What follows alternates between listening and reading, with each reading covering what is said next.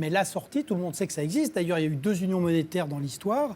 L'Union latine en 1865 et le bloc or. Et le bloc or a échoué parce que c'était des ajustements réels comme l'euro.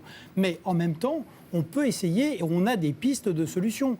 Donc quand on regarde, il y a la productivité qui est déjà à l'œuvre dans un certain nombre de pays. Il y a des réformes, des modèles nationaux et des institutions de Maastricht qui ne marchent pas. Et puis il y a un mot qui est très important qui est la coopération.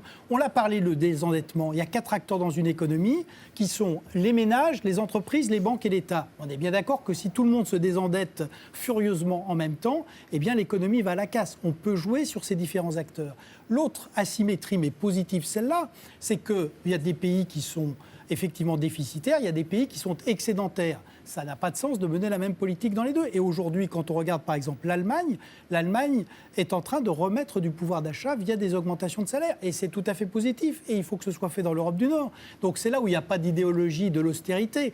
Il ne s'agit pas de dire que tout le monde doit être austère, c'est stupide. En revanche, quand on consomme pendant des décennies 10% de plus que ce qu'on produit, eh ben, il faut bien faire l'ajustement. Et là, soit on le fait par la déflation en diminuant les revenus, l'emploi, soit on le fait par la reflation en augmentant le travail, l'investissement et l'innovation. Et c'est ce qu'il faut faire. Dans les comptes d'une entreprise, actuellement, on considère que c'est une sortie, la formation. Il suffit de mettre dans le compte de l'entreprise la formation du côté du capital et on change les comptes de l'entreprise. Donc, c'est pas vrai que c'est aussi simple que ça. Toutes les entreprises, comme je dis, elles savent très bien que c'est leur capital humain. Bon, alors, il faut que ça soit du côté du capital, pas du côté du les déficit. talents et évidemment les former. Une dernière phrase, François Asselineau, parce que vous allez nous quitter là. Ce qui me fascine, c'est qu'on parle toujours de l'Europe sans prendre le point de vue de ce que pensent les Allemands, les Finlandais, les Néerlandais.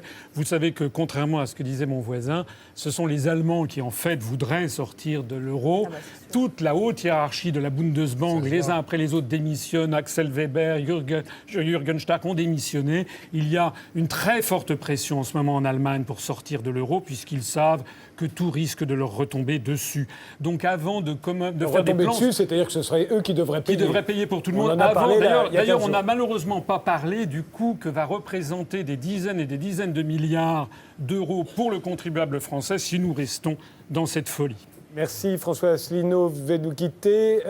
Jean-Claude Monod, dont j'en parlais il y a une seconde, vient d'écrire un essai sur le charisme en politique, un sujet qui avait déjà fait l'objet d'un documentaire. Ça s'appelait « Couper le son, le charisme en politique ». Regardez. Je cherche toujours à convaincre. Et donc pour convaincre, est-ce qu'il ne faut pas donner la meilleure image de soi-même? Vous laissez, pourquoi je vous ai fait si mauvaise impression? J'essaie de vous séduire. Vous vous employez pour J'essaie de vous séduire. faire une très bonne impression. Bon, Ces gestes d'autocontact des mains et du doigt sont des signes clairs d'embarras et de timidité de François Mitterrand. J'ai une certaine timidité naturelle, une certaine froideur naturelle. Toute mon amitié et vive le socialisme. Excuse-moi, mon vieux, je tutoie tout.